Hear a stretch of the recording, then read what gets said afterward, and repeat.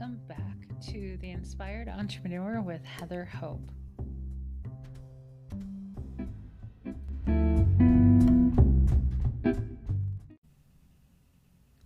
Hey guys, welcome back. This is Heather Hope with the Inspired Entrepreneur podcast. Okay, so let's just dive right into it. Today is September 24th, and that makes it Thursday.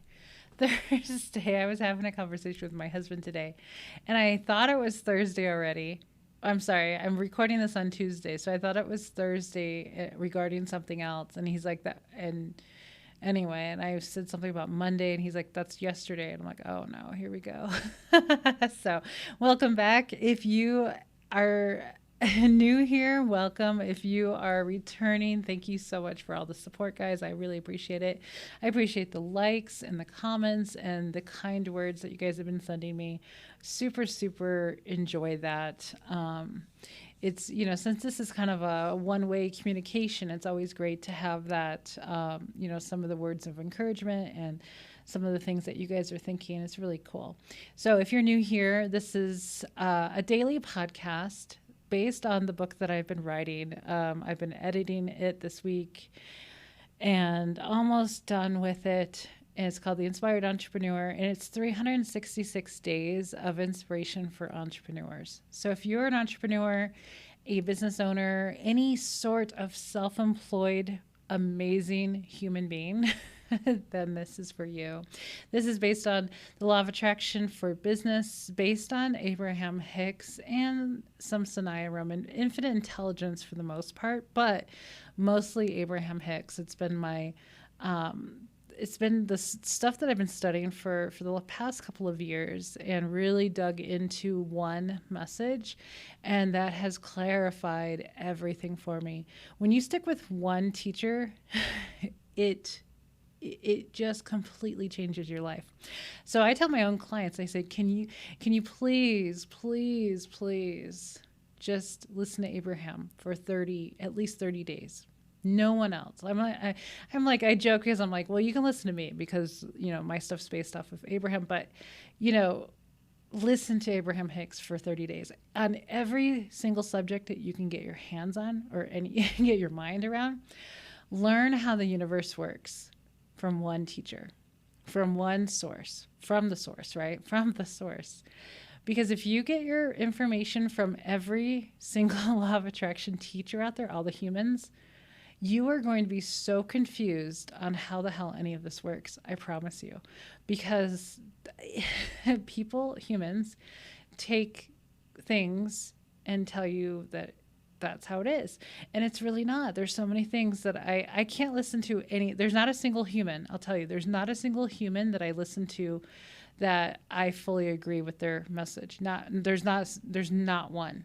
Out of every single, like, popular, famous, not famous, any of them, any single one on YouTube, like, none of them that I've listened to, I don't agree with their entire message, because there's something thrown in there that's not vibrationally accurate. So anyway, that's enough of that. Let's just jump into it. September 24th. Okay, so I'm a law of attraction business coach, mentor, teacher, inspirational writer, and speaker. And I run the Soul Aligned Business Academy. It's a monthly business coaching membership. And I help entrepreneurs, business owners, actors, what else? Celebrities. We've got a mix, online coaches. We have such a mix of people, real estate agents. Who else? Let me think of something really different. Restaurant owners, bakery owners. Who else do we have in there? I'm thinking. And so it's for anybody who wants to learn more, like really dig into the studying of the law of attraction for their business. Because I realize there's such a gap with people who are into law of attraction, and then they turn to regular sales and marketing people out there to learn how to sell their products or their services or market themselves. And they're so far from understanding the law of attraction that they're teaching people so many things that really go against what is helpful, if that makes any sense.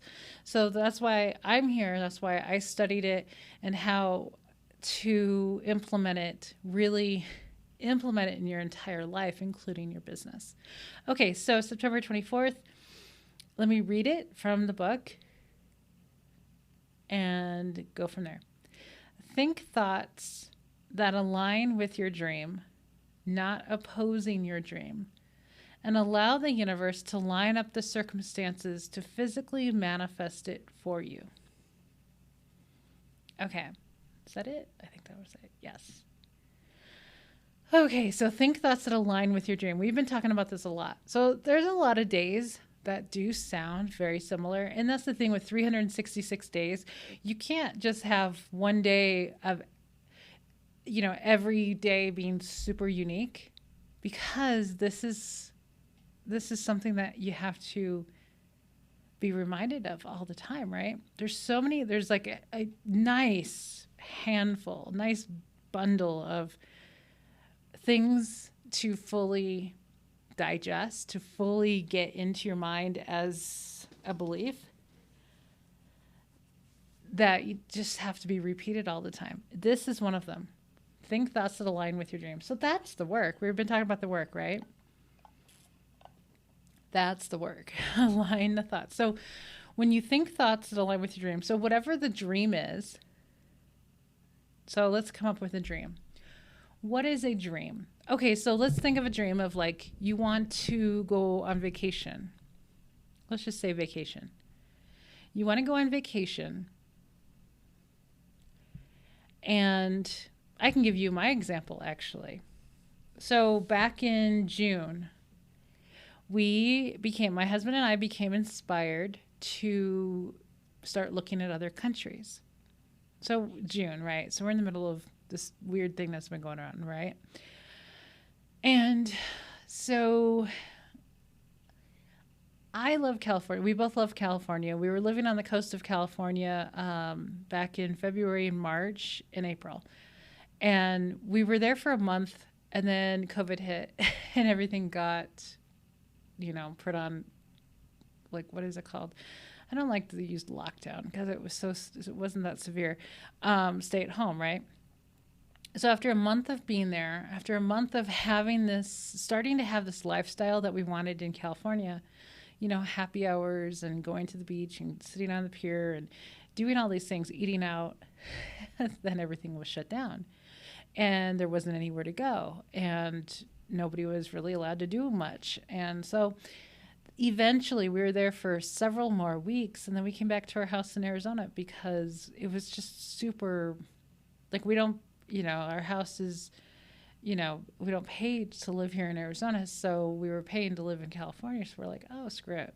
Unfortunately, let's just go back to Arizona and kind of, lay low for a while, because there's no cases of it where our house is here at that point. And we live on 4 acres. We have a big house. It's a small town with not many people. So, it's just a very different atmosphere. So we're like, oh, we'll just go back. So while we're here, we got back here in May. By June, I'm just like, I need a hobby. I just need something else to do because I can't work all the time. There's like nowhere to go. You know what I mean? And I've always thought I just needed some other things to do with my time. And so one of them was to look around. I was really curious if I could find weather like the coast of California, like that perfect weather. And it's not necessarily perfect, by the way, either. It's like it gets really cold at night. So we were in Pismo Beach. It gets really cold at night. And during the day, sometimes the sun is super intense. Like it's more intense at 80 degrees or 78 degrees than it is here in Arizona. Like I don't ever remember our sun ever being that intense feeling of heat. Like it's weird. So even though most of the time it is really nice weather, it does have some extremes that are noticeable. So anyway, long story short, I ran across because I was like, I would love to live outside this country for a while if I could find the perfect weather. because weather's huge for me. I don't like living in humid weather. And that's usually the case when you're on a coast somewhere, right? And so I started finding some articles. They were just popping in my feed. Like I don't think I was really Google searching anything, but some things were coming across my path through law of attraction of like perfect weather places. I'm like, what? What's this about? So perfect weather meaning like 75 degrees average year round. And so I ran across I ran across that, and so it gave me some hope of like, maybe there are. So there's some places, and then it's called like microclimates. And I'm like, ooh, what's this about? So I got all into this whole microclimate thing of you can pinpoint like a little tiny place somewhere in this world that has perfect weather due to circumstances around it, like mountains or just a cove or whatever it is. But my thing, it had to have water. So some of these perfect weather places didn't have water. So anyway, long story short, I find a place in Mexico that is a huge expat community. Anyway, I'm not going to get into it. But so I got really inspired by this. I'm like, what? And I'm listening to all these people's accounts and all these people who live there now from the US, Canada, and the UK. And it's like a top retirement place in Mexico. And it's on a lake and it's absolutely gorgeous. And it's the second best weather in all the world, according to National Geographic. The first one I think is, where was it? I think in the middle of India somewhere. Didn't have water, so we're going to rule that one out.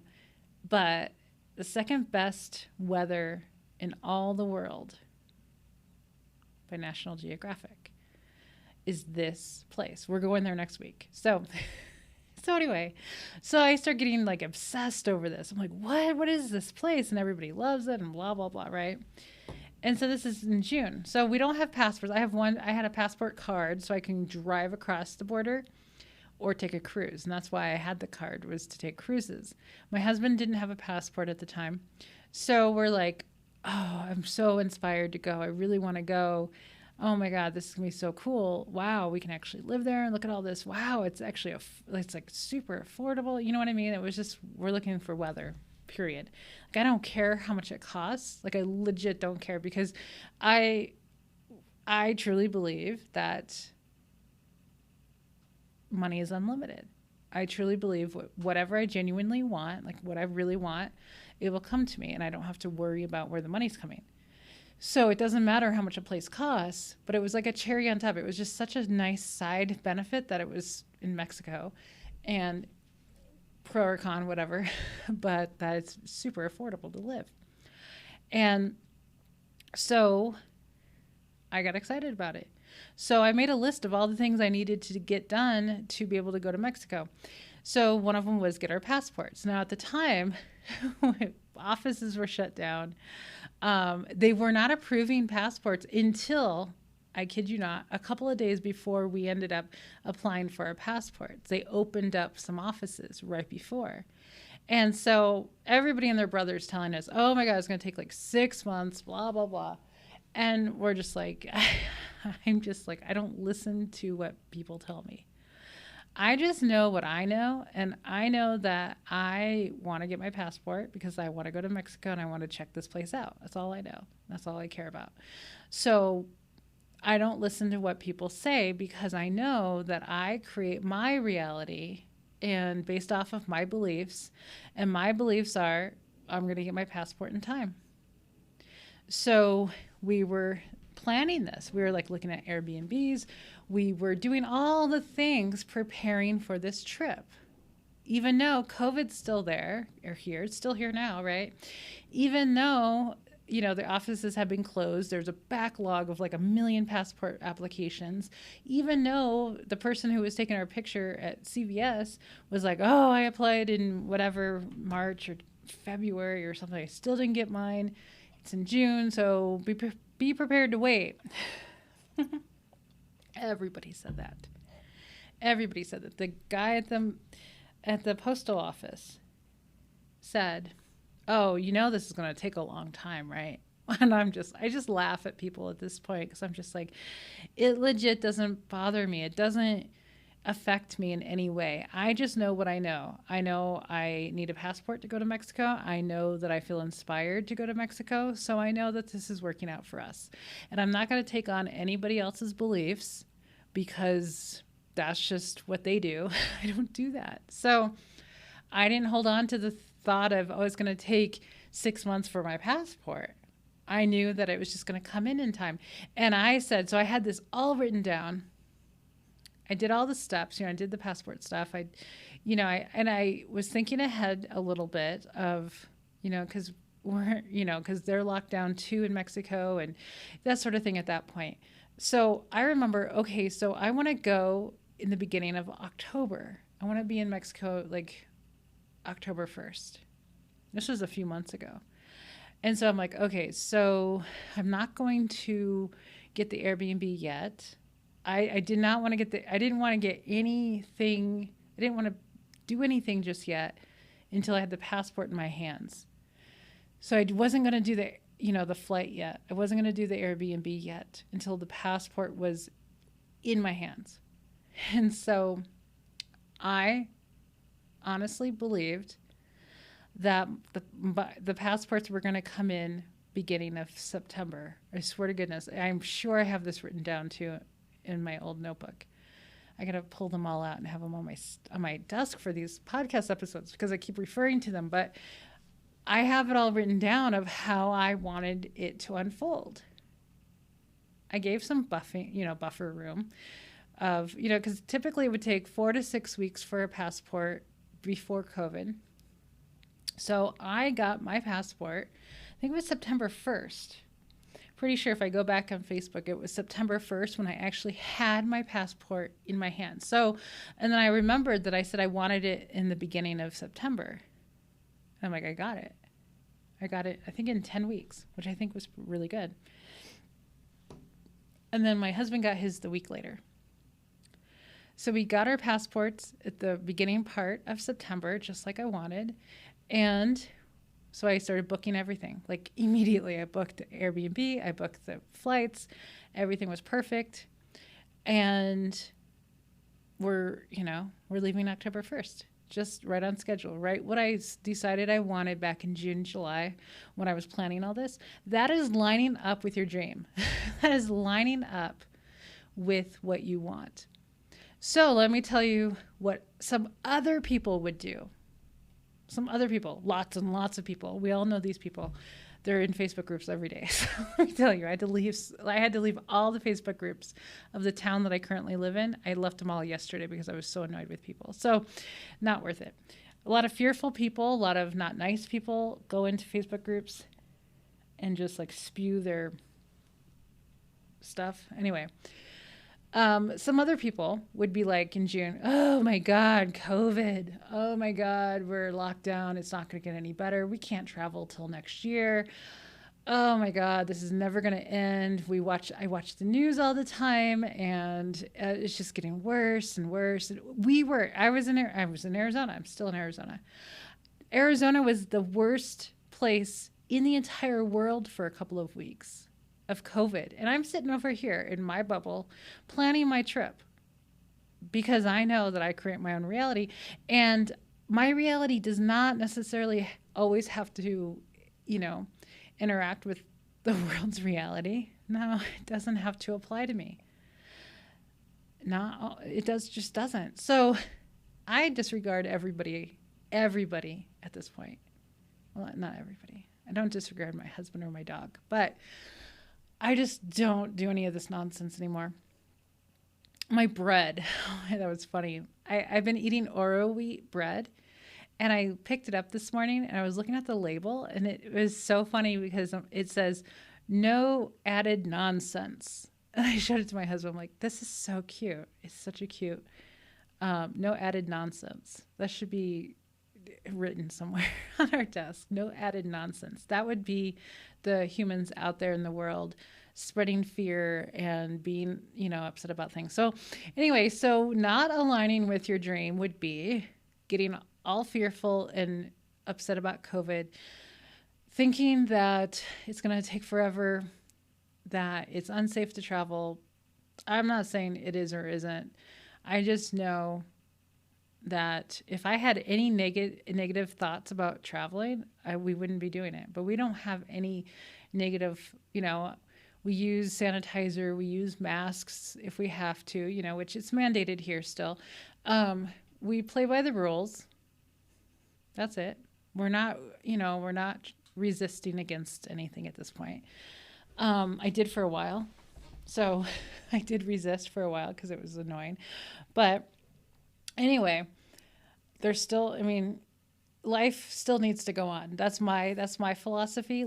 People still need to do things, and people still need to carry on with their life.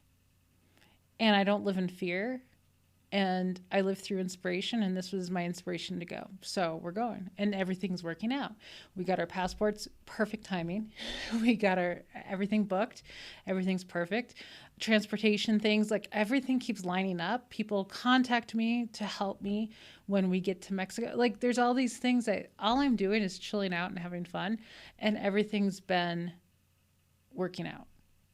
Like I don't worry about anything. So the people that don't align with their dreams are the ones that are living in that fear, right? That fear-based reality of, oh, nothing ever works out for me. I can never find the money for things. Oh, wouldn't it be nice? Yeah, one day it would be nice to travel, but I can never afford it, and all that stuff, right? That's the others. It's not me anymore. Maybe it was me in the past. I don't know. But no, I don't think that way. It's like, no, life is now. And if I feel inspired to do something and go somewhere, it's now. Like I am working on the next trip after Mexico. We're going to see how Mexico works for us. I don't have a clue at this point. I'm being open-minded because I was in Facebook groups in that place. And since it's a retiree place, it's a snowbird retirement community. That's where I live now in Arizona. So there's a lot of people in those groups that are very, very fear-based, probably scared of their own shadow. And we're going to see how we like it. We're going to see if it's the right fit for us. If it's not, totally okay. We've got a list of other places that we are going to go check out no matter what. No matter if Mexico works out or not, we have lists. We're going to Dubai. That's an absolute necessity for me to go to Dubai for a while. So I'm actually looking at December 1st for Dubai and maybe spending 2-3 months there. And going to Portugal because I'm starting a business in Portugal, in Italy because my husband is Italian. And, we have the list. We're going to go travel. We're going to live our lives when we feel inspired to go do it. And that's what we feel like doing. So we think thoughts that align with our dream instead of opposing it. Because that's what somehow, somewhere society has taught us to doubt everything, worry about everything. And honestly, if you would stop doubting everything and stop worrying about anything, like don't worry about anything. If you stop worrying about everything, if you just stop worrying, I was thinking about this thought this morning. It was so awesome. If you stop worrying, you will float. You will float. As soon as you stop worrying or getting upset or anything like that, you will float. And then the universe, you allow the universe to line up the circumstances. You allow it in. When you float, you allow. And oh my God, it is the best feeling in the world. So yesterday, I wrote about this. Oh, what is today? Today's Thursday for you guys.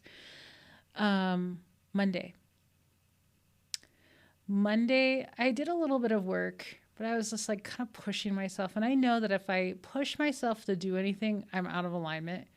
And whatever I do when I'm not in alignment, it's just going to be like not well. It's just not good. So after a while, because I always like hope for the best of like hoping that I get into the groove and into wanting to do something. And most of the time I don't. So then I'm like, I keep learning to just stop and go do something else. Like go float for a while.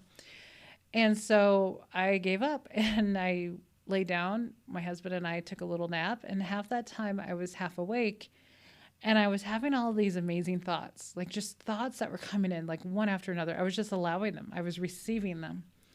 Some about my business, some about some stuff that I was going to put together for you guys. Um, I let things just percolate. I let things come together. Like I don't try to figure out anything anymore in my business, like trying to figure out the next opt-in, it has to be done today. No, I don't do that anymore. I allow it. I give it time to receive it. I do that with everything now. I allow myself to receive it. And it comes in pieces. Most of the time it's pieces. Whenever I'm allowing, I'll start receiving the next thing to do. And so I'm laying there, all these just strings of thoughts. It was so pleasurable. It was so nice. I was just chilling out. The temperature was perfect. It was just that moment of like, God, this is such a nice afternoon nap. And so one of the things I thought about, I was thinking about something I had ordered. It didn't come in yet. I was kind of annoyed that it wasn't in yet. Could have gotten it on Amazon like a month ago and that sort of thing. And I thought, I still want to get that though. And I instantly thought of Goodwill. And then I thought, well, maybe there's one at Goodwill because I was thinking about this. Goodwill came in my mind and I'm like, huh. So when that happens, I do my best to follow through. Anytime I'm thinking about something and then a thought about it comes in, like to go somewhere or to do something, I try my best to go do it. And so I'm laying there and I tell my husband some stuff that I was thinking about. And so I eventually get up and I go across the street, down the street to Goodwill. And I'm walking around just having a good time. I haven't been there in a while, but having a good time just browsing. I was just like kind of excited of what I was going to find. It's always like kind of a treasure hunt sometimes. And so I'm just walking up and down the aisles. And I was reminded of my grandmother so many times of the items that were there. So if you don't know, my grandmother's non-physical and she's like with me all the time. But there was this one shelf of electronics that like I'm looking at and I'm like, I think everything on this shelf had been on her desk before. And it was blowing my mind a little bit because I'm like, everything I looked at, I'm like, yeah, she had that. She had that. So it started with a Brother typewriter. Remember the Brother typewriters? If you're old enough. I'm 45. So if you're around my age, you probably know what I'm talking about. This is pre-internet, right? I remember being in college. My first couple of years of college, I had to write my papers. And in high school, write my papers and poetry on this Brother typewriter. And so I saw that. I was like, oh, wow, that's so cool. The memory was cool of using the typewriter because it was my grandmother's typewriter. And then I look over to the shelf and there's like 3 different calculators, like the electronic typewriter, or not typewriters, calculators with the spool. I think they all had spools of tape, right? The fun ones when we were young. Like different generations of them. And she had them all.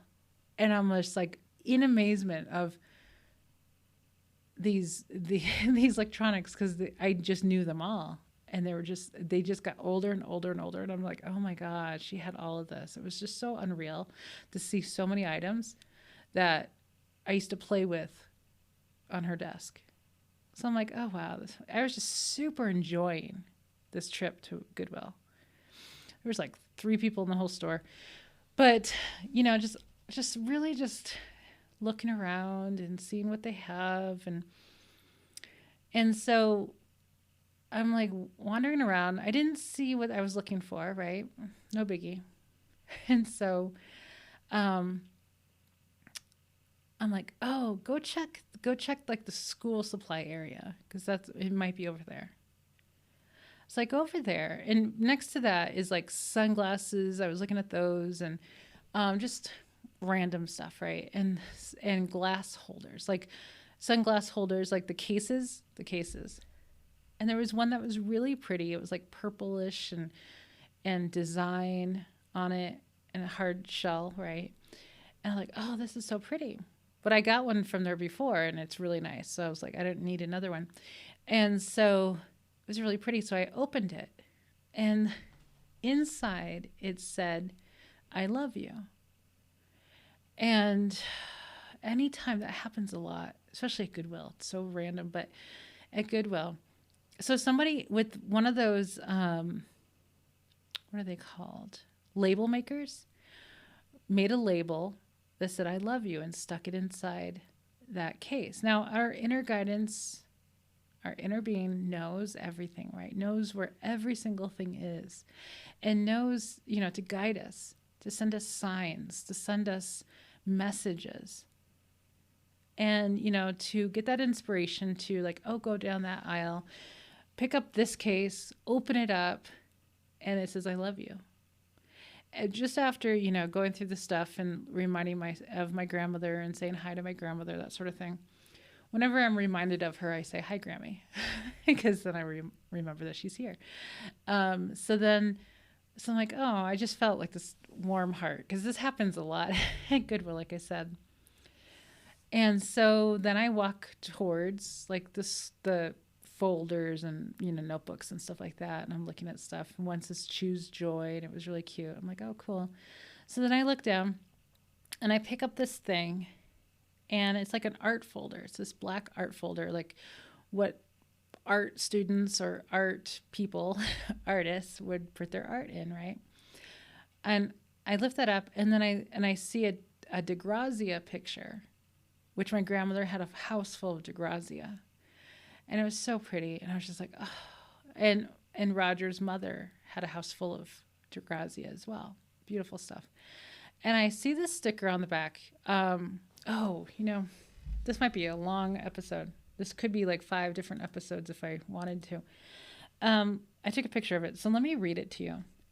I didn't share it yet with anyone. I had my husband read it because I thought it was so cool. So I bought it. So anyway, so I see it. So I'm reading that. And so on the back, this is a message from Ted DeGrazia, the artist, right? If you don't know who DeGrazia is, he was an artist from many, many, many years ago and super popular. My grandmother had tons of it. Lots of people from previous generations had this art all over their house. So his message on there, take a look at this. I'm only interested in people who buy my work because of honest emotion. They buy my paintings because they sense something of what I'm trying to say. My paintings are my life. They are my experience. They are not easily expressed in art. In the beginning, it was almost an impossible thing. It is still difficult, but if I considered others when I painted, then it would be something not my own. This is so Abraham, of what Abraham tells us of like not getting the opinions of others, like going through, true inspiration, true what you want to express. So it says, within his art, you will find something for you because Ted DeGrazia's work is done for you.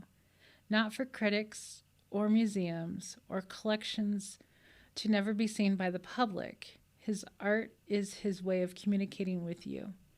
It's like so in alignment. It's so in alignment with Abraham's stuff. So I see that, I read that, I'm like, oh my God, it's so cool. Then I take a look at the art folder and I open it up. I'm like, oh, there's a painting inside. It's like matted, they have a mat around it. It's, taped a little bit to the mat, but just sticking inside this folder. And it's a signed original art. So I'm like, oh, cool. Typically you find stuff like that and it's like just some random person, right? So I'm like intrigued. I'm intrigued by this piece of work. And so I grab both things and I go over and sit on a chair and I'm searching, doing a Google search of this artist. And it's an actual known artist here in Arizona. And so I'm looking her up. And I'm like, oh wow, like she has her pieces in museums all over the place and US embassies in numerous countries, and her work goes to auction and all this stuff. She is non-physical. She passed away in 2004, but she lived in Scottsdale. And so I'm like, oh wow, there's something about this. So I buy them. It's each piece was $3.49. And so I come home and I do more of a search, and that's where I find out all this information. But, it's dated on the back 1959, which was the first year she started painting. And so I'm just like, wow, there's something about this because, it's like this painting from 1959 from, a fairly well-known artist, local artist of Arizona. And I'm just like, it's definitely worth something. It's definitely worth something. I've seen some of her pieces go for like $200 to $400, and then another piece said it was approximately $3,000, and it was a little bit more current work, but it's worth something for sure. But we don't know yet. So I don't know. It was just one of those really nice moments where I chilled out. Like I stopped working against the flow, took a nap, received information on numerous things, took the inspired action, found this really cool DeGrazia picture.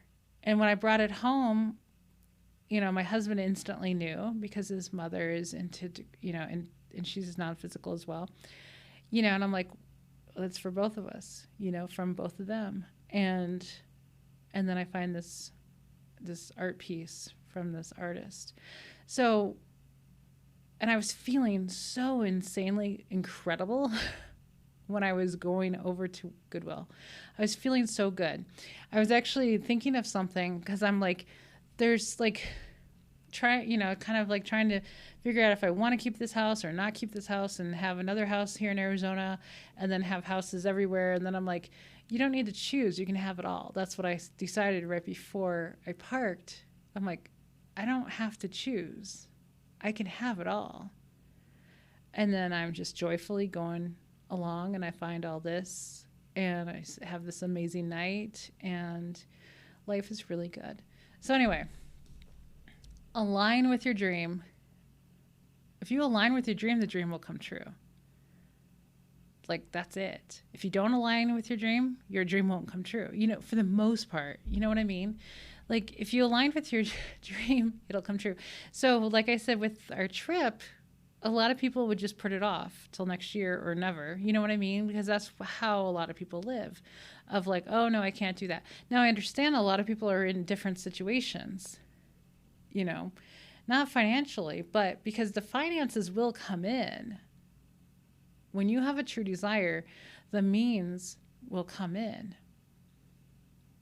That's a whole nother year of podcasts, but I learned that a while back and it was like so good. When I have a true desire that I align with, the means always comes in. The means meaning either the money or the way. The way it will manifest will come in if you align with your dream. Okay, guys, if at any point I get this painting looked at and appraised, I'll let you know. It'll be probably a little while, but because I have no idea.